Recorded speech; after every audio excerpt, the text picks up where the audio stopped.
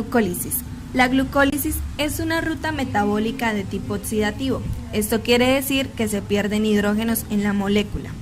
El sustrato inicial de la glucólisis es la glucosa. Es una vía de tipo oxidativo, la cual tiene 10 reacciones.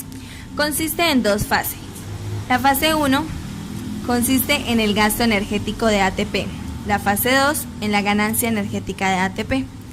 Si la glucólisis se hace en presencia de oxígeno, es llamado piruvato, que sería el producto de la glucólisis. El piruvato es la glucosa convertida en 3 carbonos. La reacción ocurre gracias a la enzima hexoquinasa, la cual se encuentra en el músculo y es irreversible. Hace parte de la fase 1, en donde hay gasto energético, y es llamado fosforilación. La fosforilación es agregar un grupo fosfato a una cadena. La glucoquinasa cataboliza y se da en el hígado y en el páncreas. Catalizada por la glucoquinasa, también la podemos encontrar en el hígado, el riñón, las células betas del páncreas y en las enzimas de tipo regulables. El ATP sirve como donador de fosfato en presencia de magnesio. Si no hay magnesio, esto no sucede. Segunda reacción. También es una reacción de gasto energético llamada isomerización, que es la que modifica la estructura. Reacción de tipo reversible, su molécula es llamada fosfohexosa. En esta reacción, la glucosa 6-fosfato pasa a ser fructosa 6-fosfato gracias a la fosfohexosa isomerasa. La regulación de esta reacción se da a medida de la cantidad existente de una u otro de los productos. El producto final es la fructosa 6-fosfato. Siempre se encuentra en el punto de unión del carbono 4. Tercera reacción. La tercera reacción es la fosforilación. Su sustrato es la fructosa 1,6-fosfato. Fosforilación de la fructosa 6-fosfato en la posición 1 del carbono para ser convertida en fructosa 1,6. Es una reacción catalizada por la enzima fosfofructoquinasa. Todas las reacciones son irreversibles en los puntos de unión en la ruta metabólica. Es una reacción reguladora, reacción más importante en el proceso de la glucólisis. Cuarta reacción, ruptura de la fructosa. En esta fase, lo que se hace es romper la estructura de la fructosa 1,6-fosfato en dos triosas formadas por 3 carbonos, y esto lo hace la enzima aldolasa. Es una reacción catalizada por la enzima aldolasa y los productos son el gliceraldehído 3-fosfato y dihidroxiacetona. Por isomerización, el fosfato de dihidroxiacetona se convierte en gliceraldehído 3-fosfato. Quinta reacción. La isomerización del fosfato dihidroxiacetona es catalizada por la enzima fosfotriosa isomerasa, que va a convertir la dihidroxiacetona en gliceraldehído 3-fosfato. Desde este punto, la glucólisis continuará con 2 moléculas de gliceraldehído 3-fosfato. Sexta reacción. Nuestra enzima llamada gliceraldehído 3-fosfato deshidrogenasa, esto quiere decir que retira hidrógenos. Es una reacción de tipo reversible. Un grupo fosfato libre y lo pega al carbono número 1 en donde está ubicado un hidrógeno. Y pasa de ser gliceraldehído 3-fosfato a 1,3 difosfoglicerato. Séptima reacción. Hidrólisis de 1,3 difosfoglicerato. Se le hidroliza y dicha energía es utilizada por la formación de ATP. Hidrolizar significa romper a través de una molécula de agua una estructura. Es una reacción catalizada por la enzima fosfogliceratosinasa. Es una reacción de tipo reversible. Esta sería la primera ganancia energética. Es una reacción no reguladora. Recordemos que todas las reacciones que tienen como objetivo retirar un fosfato tiene que estar en presencia de magnesio, si no, no va a ocurrir la separación del fosfato. Octava reacción. El 3-fosfoglicerato sería el sustrato. Este, gracias a la enzima fosfoglicerato mutasa, pasa a ser 2-fosfoglicerato, que sería el producto. Es una reacción catalizada por la enzima fosfoglicerato mutasa, reacción de tipo reversible y no reguladora. Novena fase, oxidación. La oxidación es la pérdida de hidrógeno. Convertimos el 2-fosfoglicerato en fosfoenolpiruvato. Es una reacción catalizada por la enzima enolasa. Es una reacción de tipo reversible y no reguladora. Décima fase, hidrólisis. Décima reacción. El fosfoenolpiruvato es hidrolizado para la liberación del fosfato. Dicha reacción de alta energía lo que permite que la ADP se convierta en ATP. Es una reacción catalizada por la enzima piruvatoquinasa. Ciclo de Krebs, también conocido como ácidos tricarboxílicos. La primera molécula que se utiliza para iniciar el ciclo de Krebs es el piruvato. Este procede de la glucólisis y también puede utilizarse en ácidos grasos o aminoácidos. Se transforma en el acetilcoenzima A. Se conoce más como acetil-CoA. Y esta transformación se produce para la acción de un complejo que se llama piruvato deshidrogenasa. Al ser una deshidrogenasa producirá un NADH. El piruvato tiene 3 moléculas de carbono, en cambio el acetilcoenzima A tiene 2 moléculas de carbono. Se ha perdido un carbono en el piruvato para transformarse en acetilcoenzima A, que se pierde en forma de CO2.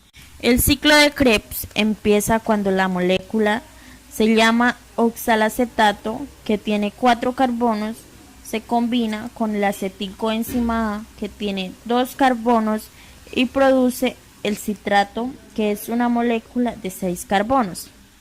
El citrato se transforma en cis-aconitato, que es otra molécula de 6 carbonos. El cis-aconitato se transforma en otra molécula que se llama isocitrato y también tiene 6 carbonos. El siguiente paso es el disocitrato a alfa-acetoglutarato. El D-isocitrato tiene 6 carbonos y perderá uno para formar el alfa-acetoglutarato, que tiene 5 carbonos. En este proceso el carbono se pierde en forma de CO2 y produce un NADH. El siguiente paso es el alfa-acetoglutarato de 5 carbonos a succinil-coenzima A, que tiene 4 carbonos, se produce en una pérdida de un carbono en forma de CO2 y se produce un NADH. El succinil-coenzima A se transforma en succinato. En este proceso obtendremos un GTP, que es equivalente a un ATP básicamente. El succinato se transformará en un fumarato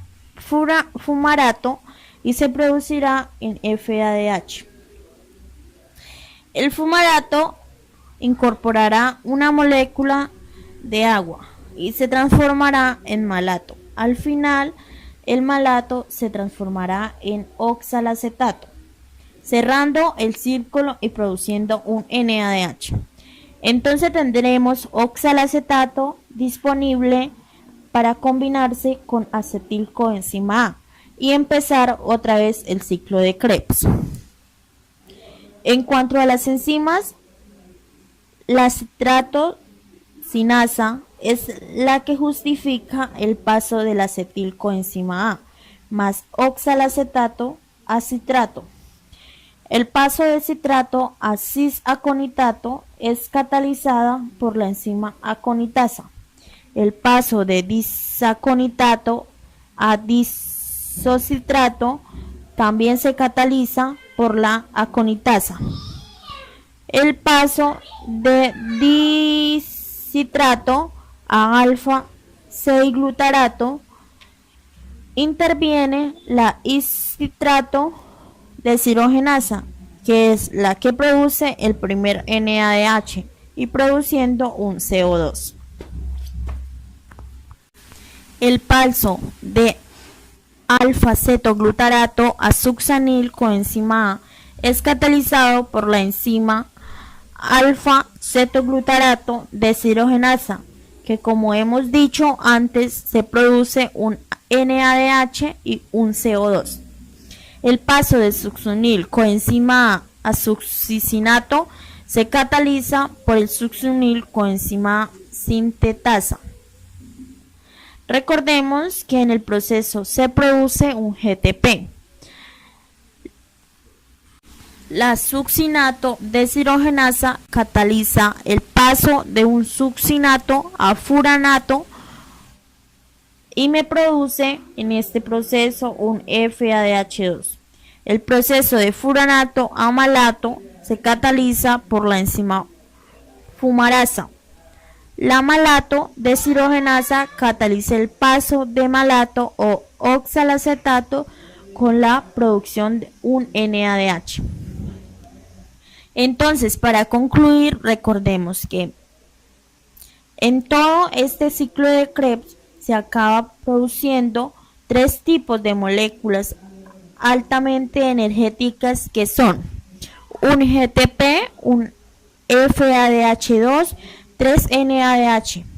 Recordemos que cuando empieza esto a partir de una molécula de glucosa, a nivel de la glucólisis hay un desdoblamiento de dos rutas. O sea, que una glucosa tendremos dos ciclos de Krebs, es decir, este resultado, si partimos de una sola glucosa, sería el doble enlace. Y obtendríamos 2 GTP, 2 FADH2, 6 NADH. Ciclo de Cori.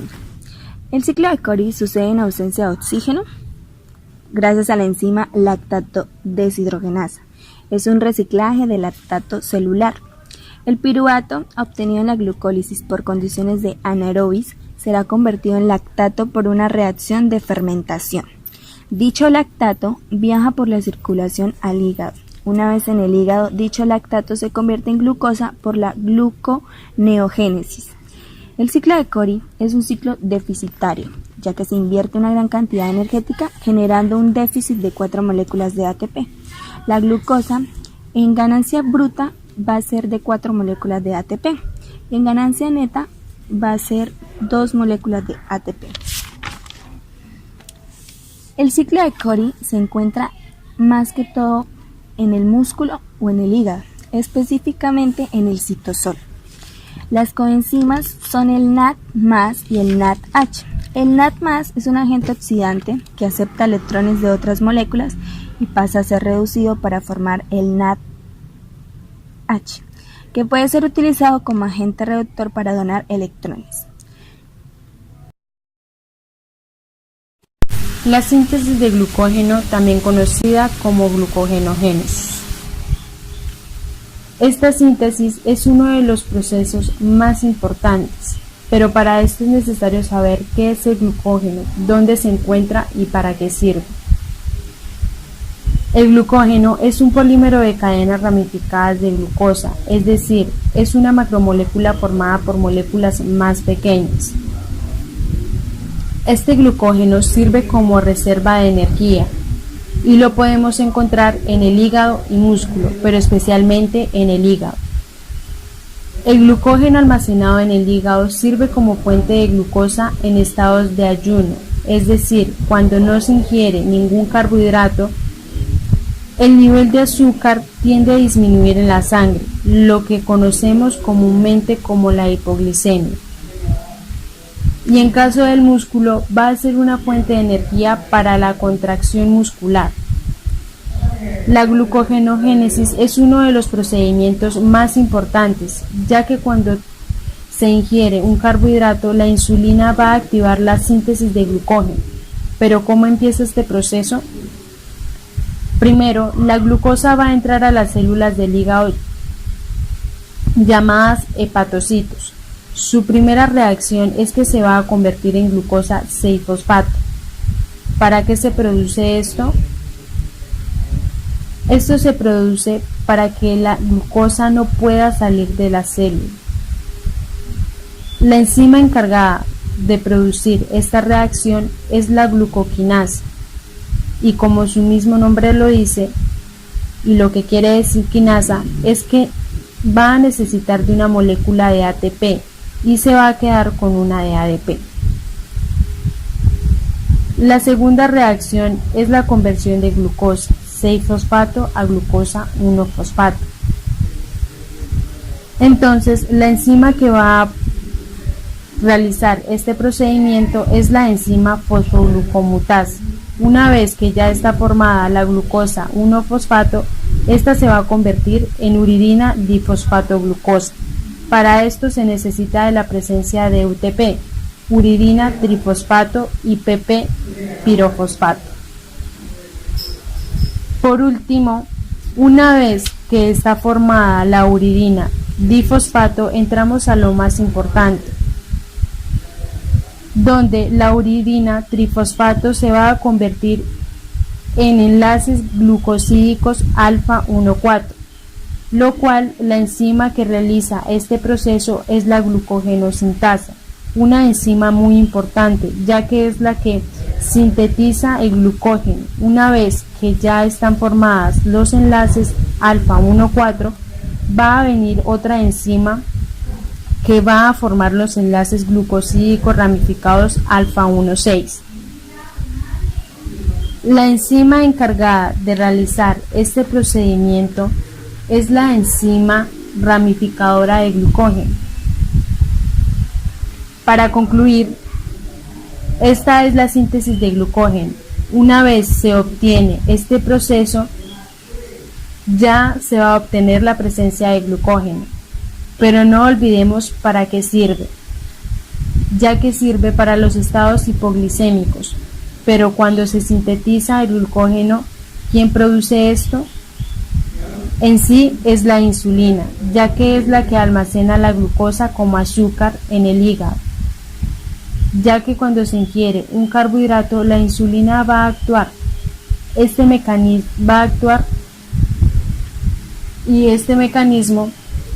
va a ser activado y va a almacenar glucosa, y una vez tengas formado el glucógeno, va a pasar al procedimiento de la glucogenólisis.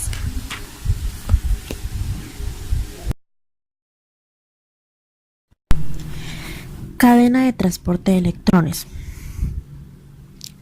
La cadena de transporte de electrones es una serie de transportes que se encuentra en la membrana plasmática de bacterias, en la membrana interna mitocondrial o en las membranas tilacoidales, que mediante reacciones bioquímicas producen trifosfato de adenosina, de ATP, que es el compuesto energético que se utiliza para los seres vivos. Solo dos fuentes de energía son utilizadas para los organismos vivos: reacciones de reducción oxidativa a la luz solar, fotosíntesis. Los organismos que utilizan las reacciones de redox para reproducir ATP se les conoce como el nombre de quimoautótrofos, mientras que los que utilizan la luz solar para el evento se conocen como nombre de fotoautrófos. Ambos tipos de organismos se utilizan sus cadenas de transporte de electrones para convertir energía. Ruta de las pentosas fosfato. La ruta de las pentosas fosfato, también conocida como lanzadera de Church o de las pentosas fosfato, es una ruta metabólica estrechamente relacionada con la glucólisis, durante la cual se utiliza para la generar ribosa. Es necesario para la biosíntesis de nucleótidos y ácidos nucleicos. Además, también se obtiene poder reductor en forma de NADPH, que se utiliza como coenzima de enzimas propias del metabolismo anabólico.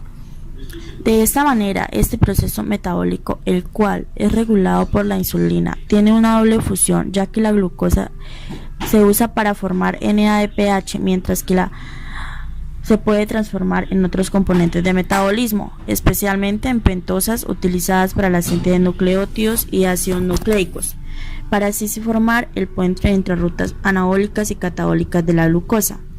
La ruta de las pentosas fosfato tiene lugar en el citosol y puede dividirse en dos fases: la fase oxidativa, que es la que genera NADPH, la fase no oxidativa, que es la que sintetiza la pentosa fosfato en otros monosacáridos de fosfato.